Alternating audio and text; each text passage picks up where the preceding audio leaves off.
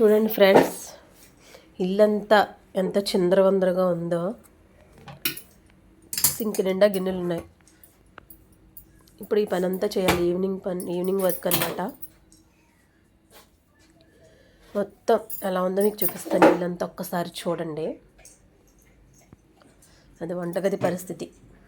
Sync నిండా గిన్నెలు, పక్కనవి అవన్నీ కూడా మా బుడ్డుగాడు ఉన్నాడు కదా, లాగి పడేశాడు. అక్కడ చూడండి, మళ్ళీ సింక్లో గిన్నెలు కూడా తీస్తున్నాడు. అది ఇచ్చుకొని పక్కన పెట్టి చేయగలిగాను. అలా ఏదో ఒకటి లాగుతూనే ఉంటాడు. నేను ఎప్పటికప్పుడు సర్దుకుంటూ ఉంటాను. వాడు మళ్ళీ లాగుతాడు, కింద వేస్తాడు.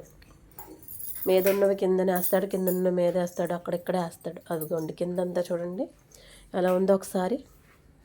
అలా అదంతా ఇప్పుడు అదంతా క్లీన్ చేయాలన్నమాట. ఉదయం అంతా క్లీన్ పర్ఫెక్ట్గా అయిపోయింది. ఎక్కడెక్కడ సర్ది పెట్టానైనా మళ్ళీ ఇప్పుడు మొత్తం రోజంతా ఆడిందంతా మళ్ళీ ఇప్పుడు ఈవినింగ్ చేయాలన్నమాట. బట్టలు మంచం నిండా బట్టలు పీకి పడేశాడు, కింద కూడా చల్లాడు. ఏమీ ఎరగని వాళ్ళలాగా మంచం మీద పడుకొని చూస్తున్నాడు చూడండి.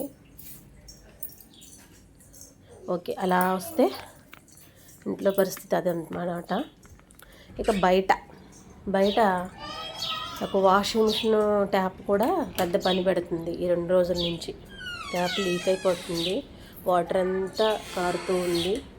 కొత్త ట్యాప్ తీసుకొచ్చి వేశారు, అయినా సెట్ అవ్వలేదు. అది వాటర్ అంతా అవుతుంది. అస్తమాను ఊరుస్తున్నాను, అయినా మళ్ళీ వస్తుంది. పిల్లలు జారుతారని చెప్పి అలా ఊరుస్తూనే ఉన్నాను. ఇంట్లో అలా, బయట ఇలా.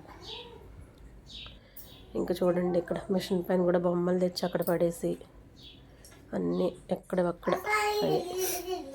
ఇంకా టీ పెట్టుకున్నాను కదా, ఇది తాగేసిన తర్వాత మొత్తం ఇదంతా క్లీన్ చేసుకోవాలన్నమాట. అన్నీ నెక్స్ట్ అది చేశాక అయిన పని క్లీన్ చేసాను. నెక్స్ట్ మొత్తం సర్దాను, అక్కడక్కడ సర్ది పెట్టాను. ఇంట్లో అన్నీ కూడా మొత్తం అలా సర్దేసి మొత్తం ఇంట్లో బట్టలు కూడా మడత పెట్టి మళ్ళీ బాక్స్లో పెట్టేశాను. అలా అంతా అయ్యింది.